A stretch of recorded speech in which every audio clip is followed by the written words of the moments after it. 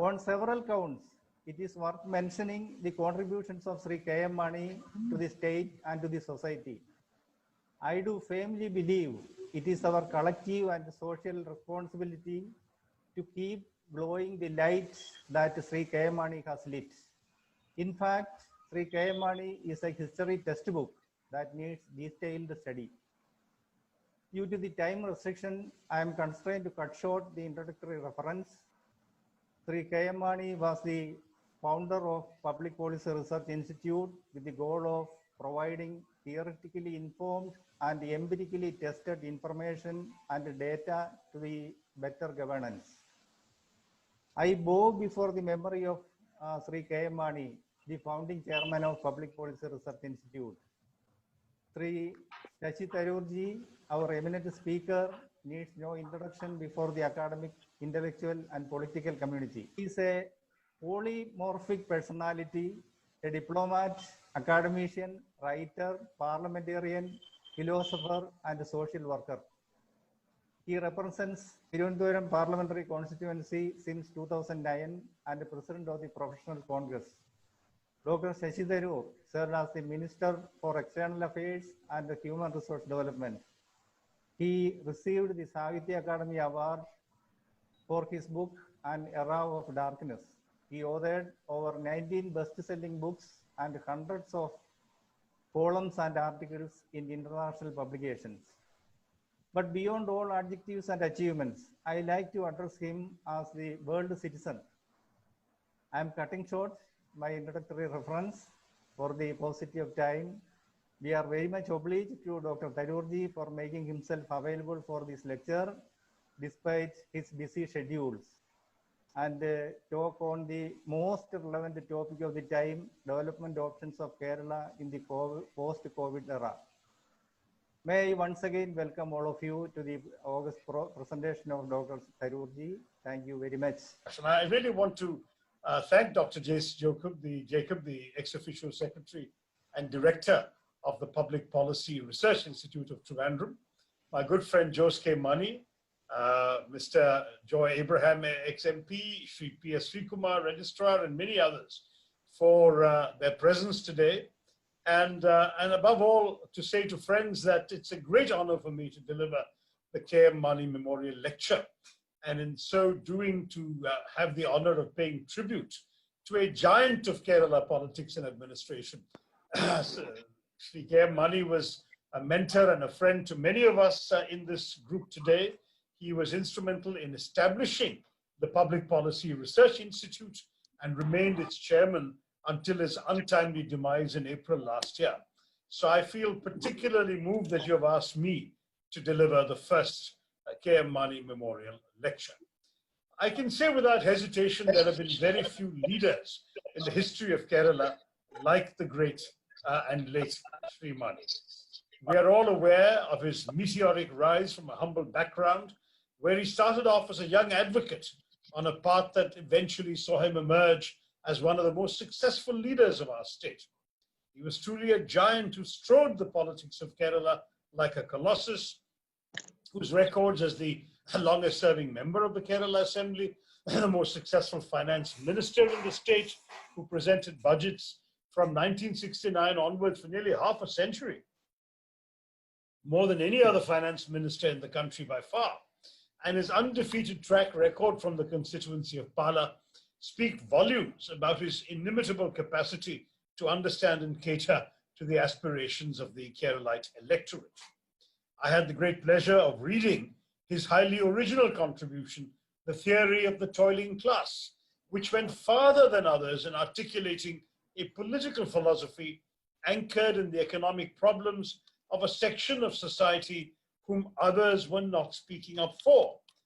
The toiling class of the chaya kadakaran, the vegetable or fruit vendor, the delivery boy, the istriwala, this was the toiling class, and we had an opportunity through Sri Mani to understand the importance of articulating their needs.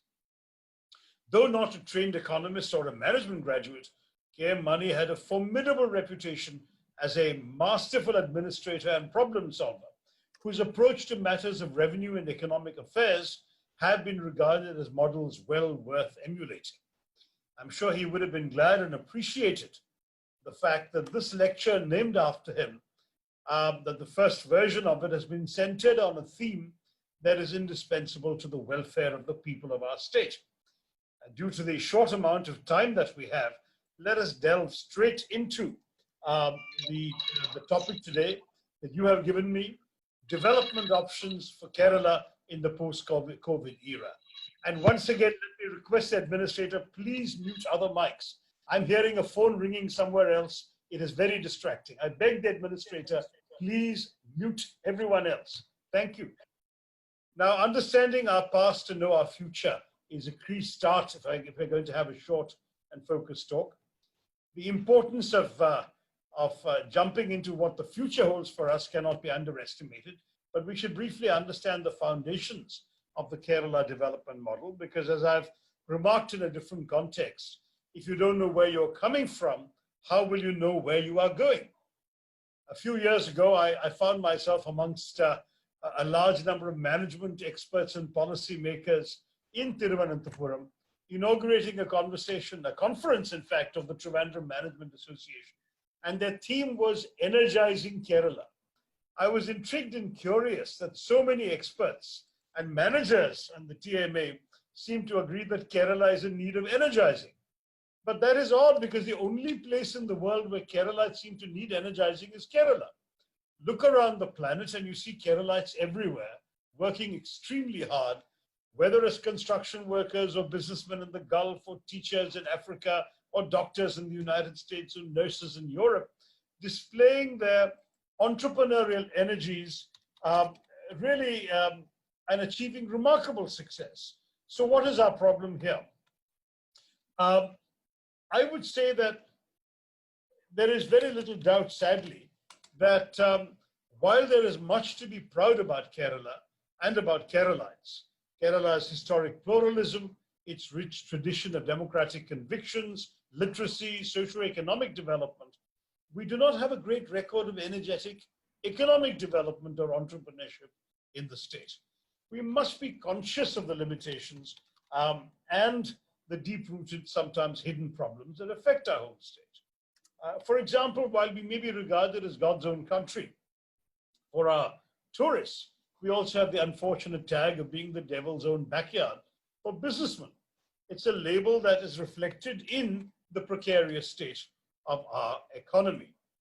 For example, the state is currently ranked 21 amongst all states in the country, and the worst in southern India in the 2008 Ease of Doing Business ranking that was jointly conducted by the World Bank and the Department of Industrial Policy and Promotion in New Delhi. When it looks at unemployment, our unemployment rate is 9.43%, whereas the national average before COVID, as of 2019, was 6.1%. To put this figure in context, only Tripura and Sikkim had a higher unemployment rate in the whole country. Strikingly, unemployment afflicts primarily the educated and the skilled in Kerala. There has also been an influx of migrant labor from far-off states, which has reached critical levels, or had reached before COVID, with the numbers touching 32 lakh to fill unskilled jobs that locals, even when otherwise unemployed, just did not want to do. The main drivers of economic growth in our state have been the service and construction sectors, which have together contributed 81% to Kerala's net state domestic product. However, this also means that the contributions of industry and agriculture to the state's income growth have been negligible. This leaves us over-relying on hospitality and tourism, two sectors which have been pulverized by COVID-19. Debt ratio. If you look at this, Kerala staggers under a debt ratio of nearly 30%, one of the highest in the country and the highest in South India. And it's obviously difficult to sustain it in the long run, given the ever-increasing expenditure by the state government and the lack of steady revenues, which has been exacerbated by the central government's inability to pay the state share, our share of the revenue from GST. Our situation is likely to worsen significantly. And then there is the overdependence on remittances. I'm sure all of you know this very well because we are all seeing it firsthand. Record levels of overdependence on remittances, particularly from the 2.2 million Keralites in the Gulf, as well as others located in the US, Europe, Africa, and so on. Cumulatively, Kerala gets 85,000 crores annually, and this has been propping up the state's economy. But what happens if in the post-COVID world, this disappears? Now, the impact of COVID-19 on this development model has to be looked at very seriously, because if our economy was in a precarious state before the virus came, the situation is only likely to get worse now. Remittances, there were ominous warning signs offered by the World Bank, have suggested that global remittances could plummet by as much as 20% in 2020, thanks to the pandemic.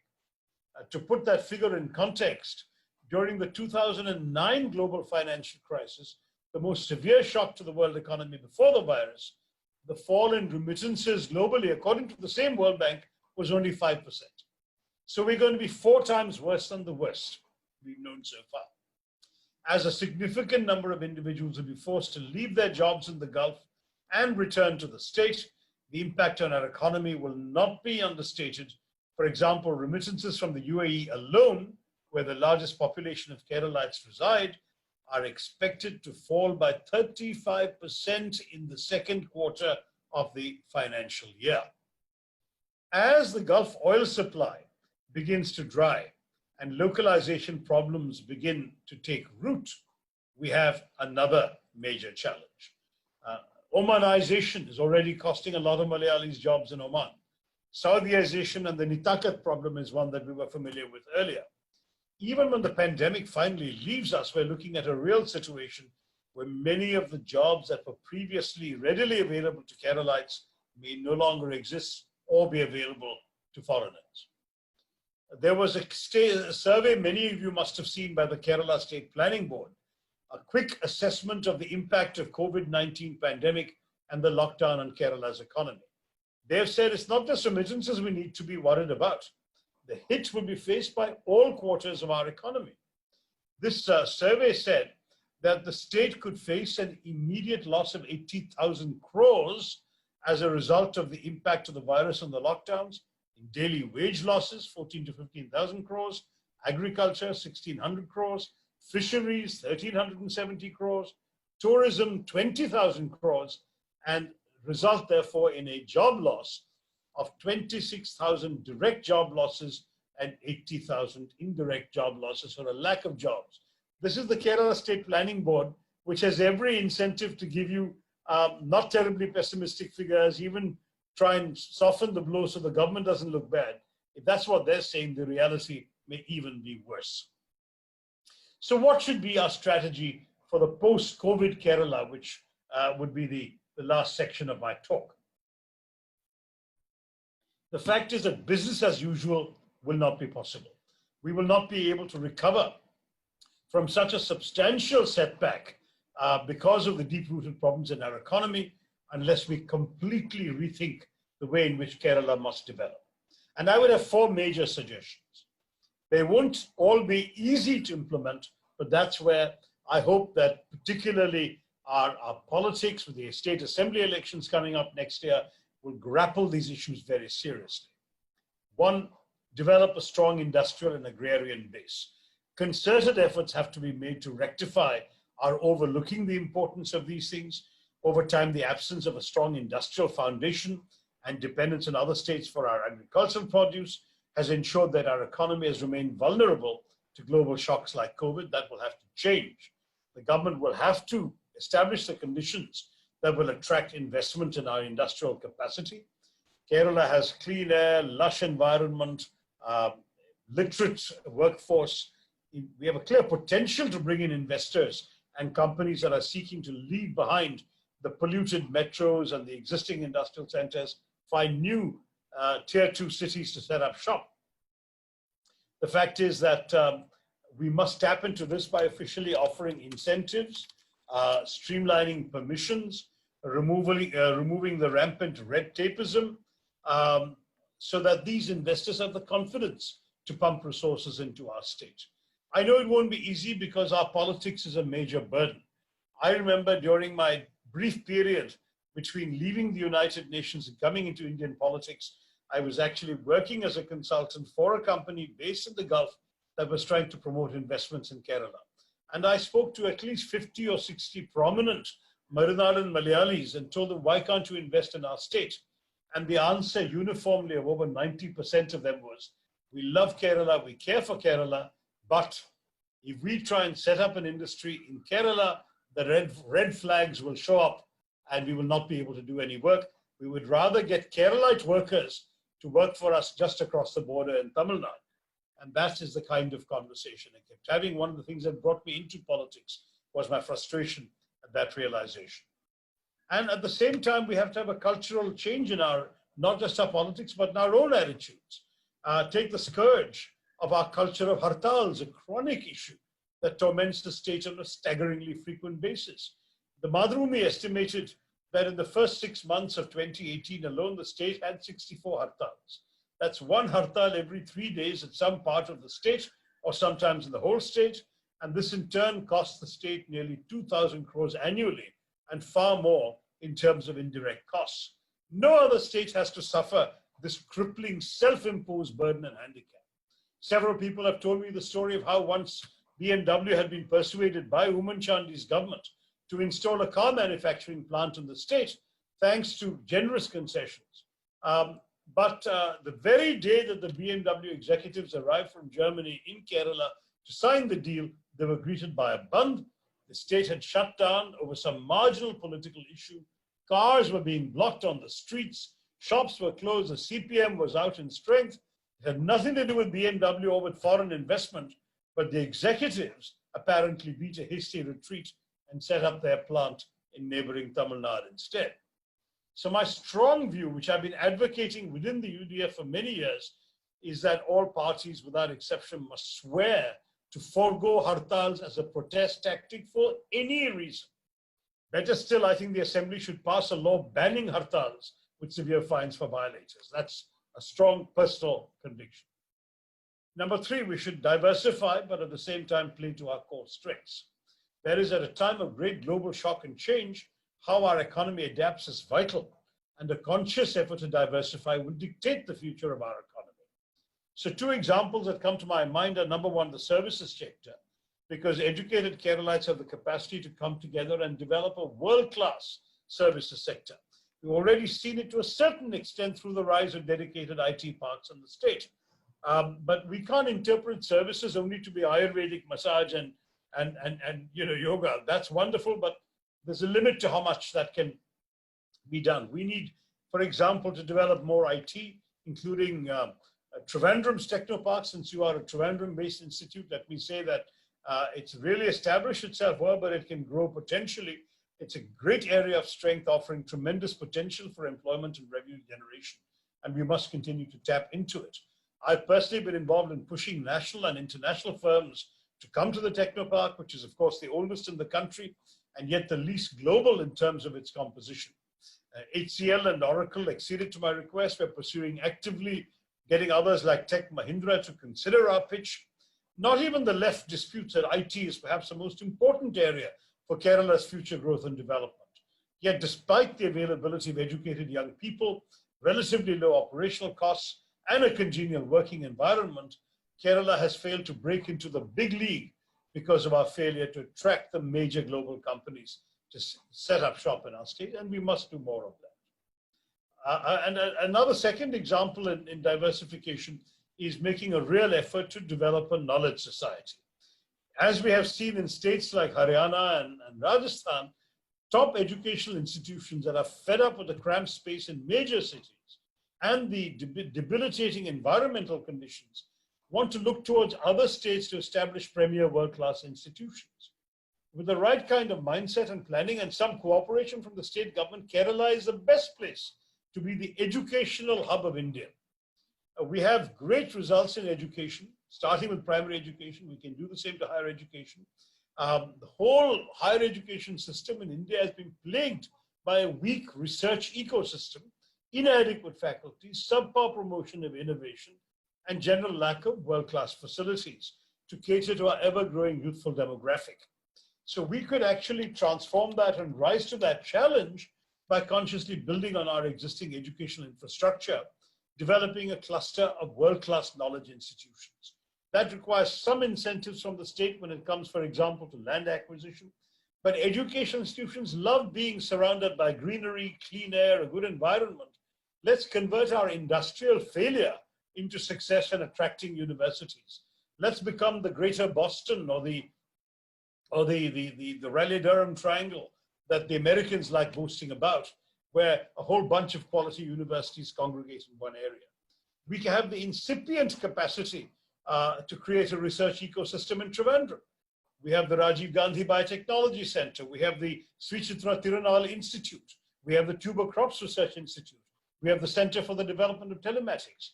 Now, why do I say we need more? When the Kerala political instinct, and I'm smiling at Jose K. Mani sitting there, the Kerala political instinct is to say, oh, we have put one thing in Kerala, in Trivandrum, the next one must be in Kozhikode, the third one must be in Thodupuzha, the fourth one must be in Kottayam, and at the end result, there is no ecosystem anywhere. Whereas scientists, educators, learners, researchers like to be able to meet each other, interact, share information, even socialize together. This is what the Americans have learned, the Europeans have learned, but we in India have not learned. To create a knowledge city is far more important than dispersing knowledge institutions around the country. And you'll get world-class talent coming to a place where there is a research ecosystem to an isolated institution here and there. And this is why I was, for example, not in favor of putting the Central University in Kasaragod, where no one goes, whereas if it had been put in a place like Trivandrum or Kochi, you would have had world-class faculty and top quality students from around the country coming there. This importance of focusing on a knowledge ecosystem is very important. But at the same time, we should realize that a knowledge economy will not employ all Keralites. We need to improve our agriculture too, particularly cereal, vegetable, and fruit production, including for export, as well as dairy. And we have to be able to go beyond construction of houses for Gulf Malayalis, especially if the Gulf Malayalis are not sending back money to build houses. One important area as a coastal MP, let me say, is to promote ancillary industries like fisheries. Even as we diversify, we must support fisheries, the fisheries sector, with the right technological advancements, processing units, and so on, to be a vital engine for our economy, because they have become a marginalized, impoverished section of our society at a time when they could very easily be a growth engine, particularly the export sector. I'm not giving up on tourism and hospitality. It's bound to come back after COVID. It is a key revenue earner for Kerala, will again be there after COVID. And we must, of course, strengthen the sector strategically in a manner that attracts even larger footfalls, while at the same time catering to our growing unemployment problem. One of the good things about tourism and hospitality is that it absorbs a lot of labor, including semi-skilled and unskilled labor. You don't need very high quality skills to be a doorman or a gardener's assistant or a waiter or a busboy. And to do that, we need to absolutely expand our tourism footprint. Several credible studies have conclusively proved that in India, the potential of tourism and being a wellness destination, thanks to strengths of Ayurveda and other natural healing techniques in Kerala, is immense. We actually have missed the bus for things like industry to places like Tamil Nadu and Karnataka, but tourism can still grow because the studies show that $1,000 invested in tourism can generate 8 times the number of jobs as $1,000 invested in manufacturing. The tourism industry can do a great deal for us, and I hope the government will come up with an enlightened policy to save those hotels, institutions, and tourism-related industries that are in danger of literally going bankrupt and going under during this COVID disaster period. If we can save them through a safety net and support them to become once again the growth engine for us. One small note, I wasn't sure when we began whether we would be doing this lecture in Malayalam or in English, but I think we should in fact use more widely and more often the language in which I'm addressing you today. It's essential that Keralites improve their proficiency in English. It's the language of global and national commerce and technology, as well as of world literature. And it's essential that we Malayalis overcome our reputation for sometimes being incomprehensible in English. Remember, it's everyone's second or third language. You may not learn 20 Indian languages or a dozen world languages, but everyone doing business and working with you in today's globalized economy will have some English as a second or third language. And if your English is just that good enough to communicate, but you have the confidence and should not be self-conscious when using it, you will be able to actually do much better. And I think this is something that we have to really shake off. We are proud of Malayalam, proud of the culture, the literature, and the language, but it should not be at the expense of adequate capacity in the English language. I do believe that we are capable of innovative change. Kerala has some remarkable firsts to its achievement, including the first public-private partnership airport from 1994 in Nedumbasheri. I would really urge that Kerala will succeed if it is open to the contention of ideas and interests, welcomes new ideas, changes its political mindset of hartals and negativism, opens up to the creation of a knowledge ecosystem and a knowledge city concept in our state, enhances and supports its tourism and hospitality industries, becomes an IT power hub, and reduces its dependence, its over-dependence on some of the existing drivers of the economy that I've already described. I believe that if we change our attitudes and fulfill and liberate the creative energies of our people, we can actually end this reputation of being the devil's own playground and become the God's own country, not only for tourists, but for every single Keralite as well. Thank you for your attention, and Jai Hind.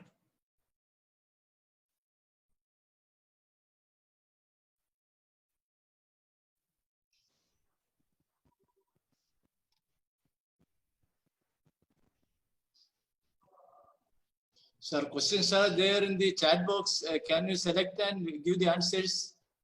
All right, they're in the chat box. All right, so the first question is from A.B. Matthew in Sydney, saying, post-COVID period, are we expecting a change in the global power shift with some of the most developed countries failing to handle the crisis? I think that's a good question, and there's no doubt that we're going to see some significant changes in the global power equation. But it's not going to be, I think, necessarily easily predictable. For example, if you look at something like China.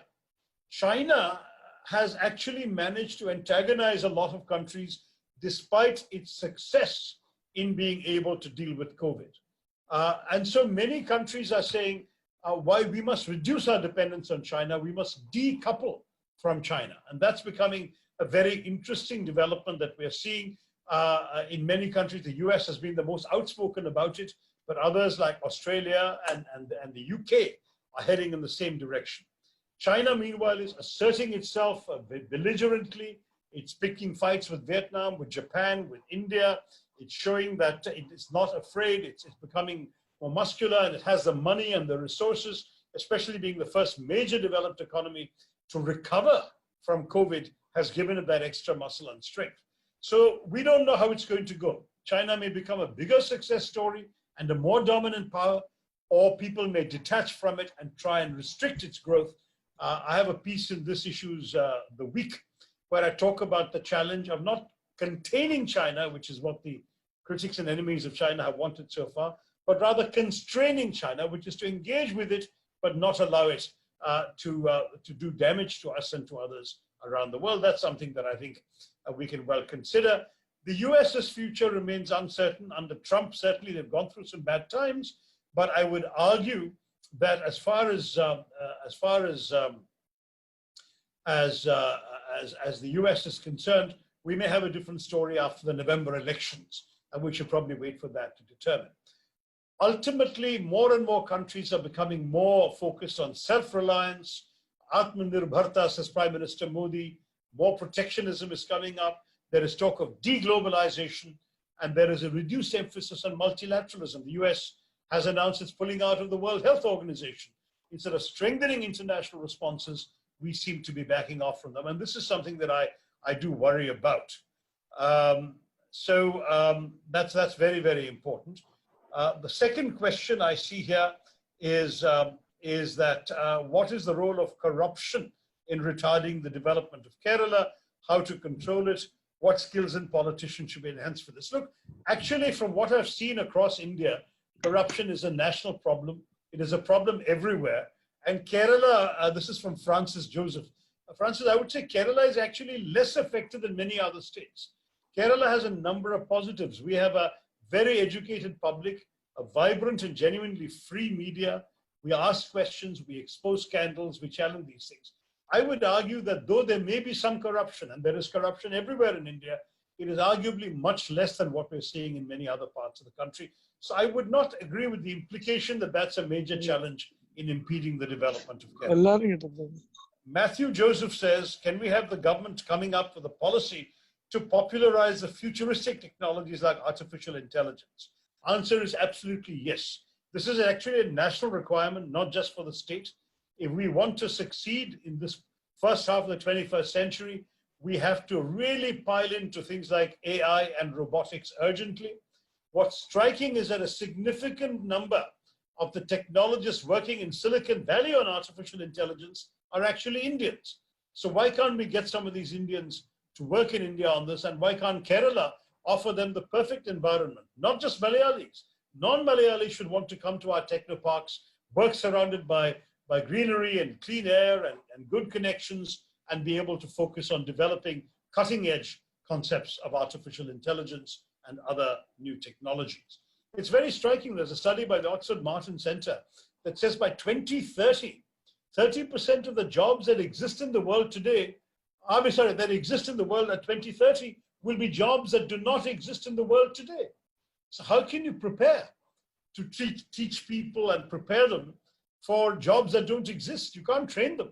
What you can do is tell your teachers, don't teach children what to think, teach children how to think. Give them an opportunity to think out of the box, to think creatively, and they will be in a position, I believe, to deal with this more effectively. MP Joseph is asking about the absence of migrant labor in the next years. After all, many migrant laborers went back. How will it play out vis-a-vis the expected return of large numbers of NRKs from the Gulf? The problem, Joseph Saab, is that the migrant workers coming back from the Gulf may not be prepared to do the same kind of work for Indian wages. Even though Kerala has the highest wages in the country, it's still a fraction of what they were earning in the Gulf. And I don't know. I think we'll have to see sociologically, will Keralites who were used to getting literally 2 or 3 times, maybe even 4 times the wage for construction labor in the Gulf that they would get for construction labor in Kerala, will they be prepared to do construction work? If you're working in as a petty salesman in a shoe shop, which you would consider an undignified profession in Kerala, but there you were earning a white-collar salary, you come to Kerala, will you work as a salesman in a shoe shop? Those are cultural questions. You are all Malayalis. You can answer them as well as I do. But I have a feeling that many of our migrant laborers who want to come back from Bihar and Orissa and Bengal, because they're not going to be finding employment very easy there or elsewhere. MP Joseph also asks, one of the reasons for the low position Kerala has in ease of business is because of the large number of permits and licenses, including labor-related permits, that even a small business has to obtain before starting a business or industry here. Can we have a 3-year holiday from taking all licenses and permits for all businesses? I think that would be difficult, but I certainly believe that we should have a formula of simplifying all this. At the very least, we should look at which state is number 1 in India, because many of the compliances that are imposed upon states are also national compliances coming out of national legislation. But don't add any state compliances. Try and get into a minimal permission environment. And also that goes back to the question that was asked about corruption. The more people have the power to grant you permissions, the more they have incentives to take, shall we say, inducements to grant you that permission. Therefore, the fewer permissions that are involved, the fewer the possibilities for corruption as well. Can I ask you a question? I'm just going through the questions in the chat box. It's whatever the moderator says, I'm happy to do. Tankam Arun says, An economic community needs to be supported by a foundation of interacting organizations. Can we address this issue through better infrastructure and technological framework? I agree entirely. No need to discuss. We should definitely do that. Is it politically right to ban hartals in the present Indian context? I believe yes. I believe hartals are not only wrong and politically counterproductive, they're also immoral, because hartals are not about showing. Gandhiji taught us that when you protest, you show the strength of your own feelings. With hartals, you want to show the strength of your feelings by inconveniencing others, by preventing some old lady from going to a hospital to save her life, by preventing a pregnant lady from delivering, by preventing a student from taking an examination. It is a criminal activity. Hartals, I will never consider justified at any stage ever for any reason. If you feel strongly, you go on a hunger strike. You protest outside the secretariat. You march on half the road without blocking all the traffic on the other half. All that you can do. Our democracy offers hundreds of means of legal, peaceful protest.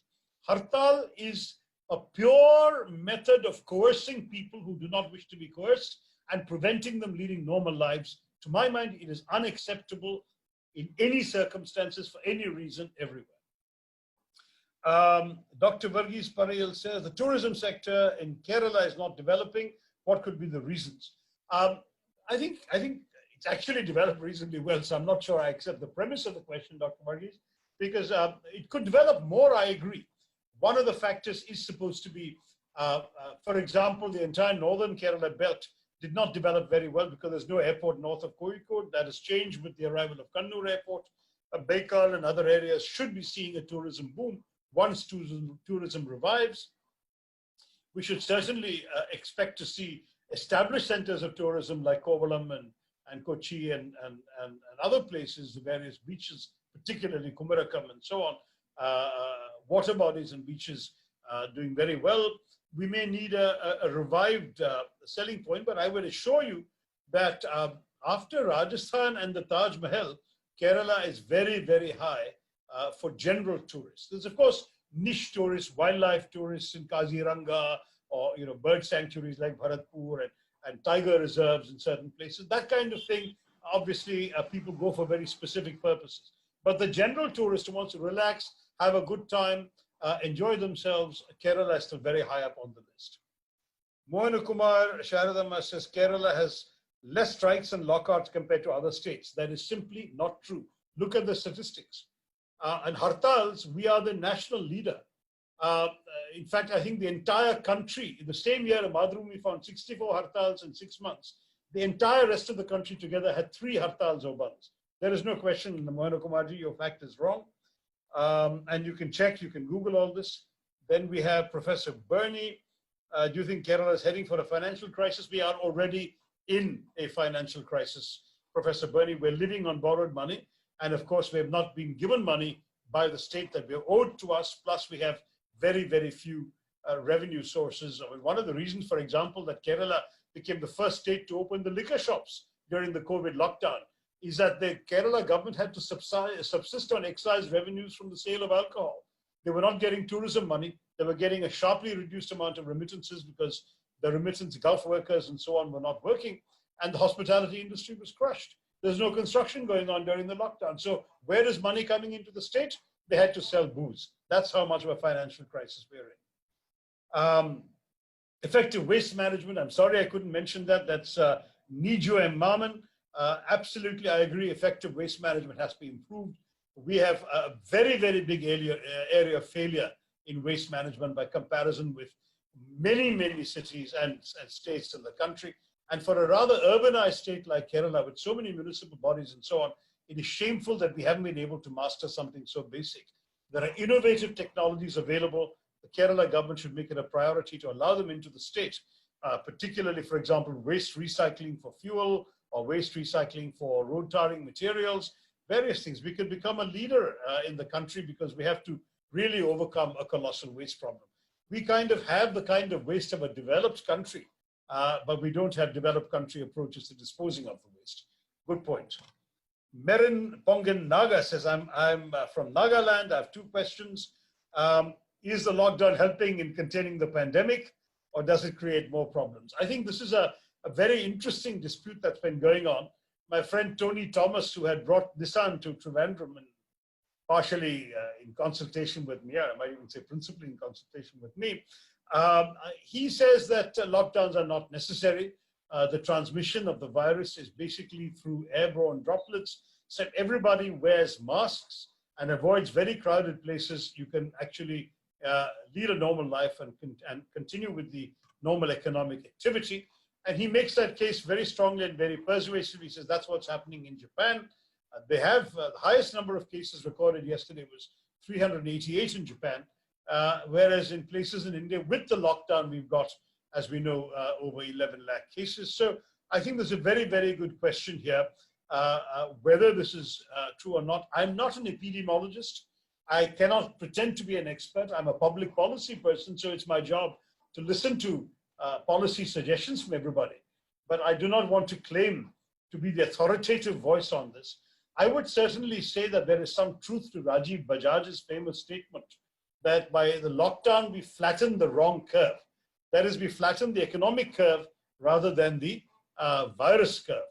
So there would be an answer to you, Merin Pongen Naga, that we need to be able to resume economic activity while taking all abundant precautions. We cannot allow people into crowded places, but otherwise, as much as possible, let them go about their business wearing masks. Dr. Shantakumar says, as a Trishurian, I would say that Trishur has a medical university, an agriculture university, and an animal husbandry college. So think of Trishur as the educational hub. Well, thank you. That's the kind of competition we're very good at in Kerala. You can have a Trishur case, you can have a Trivandrum case, you can no doubt have a Kochi case, and so on. I think ultimately Kerala as a whole can be an educational hub for the whole country. And in due course, particularly given scarcity of land and so on, we may have to develop multiple knowledge cities in our state. Sir, John is reminding me to stop. Yes, it is now late for my next event. I'll take perhaps one last question. Matthews Raju says, due to the difficulties of COVID, our government and institutions are pursuing online education. What is your view of this, of partially adopting online education, even after the pandemic, 3 days of online classes, 3 days of offline classes? Well, the short answer to that is that unfortunately, online education has exposed our digital divide. One of the most heartbreaking stories of the pandemic and the lockdown was that poor Dalit girl, daughter of a daily wage worker, who was coming first in class up to class 12 when the classes went online, and she not only had no, her family could not afford any online education, she had no mobile phone, and her family's only black and white television set had gone for repair, and her father, without the daily wages, because there's no work, could not afford to repair it. She hanged herself. And that was a story that broke the heart of every Malayali, and many of us started contributing money to buy, at the very least, TV sets, if not online packages for poor families. But this kind of digital divide makes it very difficult to be an enthusiastic advocate of online education yet. In any case, I've been a bit of a skeptic because, number one, in most parts of India, you still do not have 24/7 electricity, including, by the way, in a parliamentarian's bungalow in New Delhi, there are daily power cuts. Secondly, the last mile connectivity for online broadband is not very impressive. We have some of the slowest broadband speeds in the world in India. And therefore, I think let us first build up our electrical and our online connectivity infrastructure, and then we can talk about it. And then we should also make sure that every student is equipped with the means to access it. It should not become a method of creating an online divide, a digital divide between the poor and the well-off in our society. I will have to stop there. I've taken, I think, a dozen questions already. It was extremely impressive to see the level of interest and the quality of the questions that came in. Many, many thanks to all of you. There are still another dozen questions that have come in, which I've not been able to respond to. But I think some of the questions cover ground that I've already covered in the speech. So if we are going to put the recording of this talk on social media, I think questions, for example, about agricultural production, about some of these issues, you'll find the answers in my talk. And for the rest, we may have an opportunity to meet again. So once again, thank you all very much for giving me an opportunity to honor the memory of the great immortal K.M. Mani by delivering this first lecture and taking your questions on Kerala development after COVID. Thank you, and Jai Hind. Thank you very much, sir. Sir, it is Now I propose, it is a very excellent speech, as always we expect from you. Now I invite Sri Kumar to propose the vote of thanks. Dr. Shashitharoor MP, Dr. Jose Jacob, Sri Jose K. Mani, and other friends. Really, actually, we are very fortunate to have Dr. Shashitharoor with us for this first lecture series conducted by the Public Policy Research Institute in memory of late Sri K.M. Mani, our former finance minister, and the founder of this institute. Actually, this the speech delivered by Dr. Shashitharoor is very thought-provoking, and in the interest of the Kerala state, it is very fruitful. Perhaps some of you may be remembering that sometime back, I think it was 10 years back, Dr. APJ Abdul Kalam came to Kerala and he delivered a speech in the assembly for with his futuristic vision on Kerala. The present speech of Dr. Shashitharoor is akin, similar to that one made by Dr. APJ Abdul Kalam. We are actually very much thankful to Dr. Shashitharoor for sharing his thoughts with all of us, all friends from all over India and from UK, Australia, and other countries are there. We are really thankful to Dr. Shashitharoor for coming to this webinar and inaugurating this. We are also thankful to our participants, including Jose K. Mani and other guests, as well as Dr. Arun from Professor Essex University, UK, and other so many dignitaries were there. We are really thankful to all of them. Thank you once again. Thank you, sir.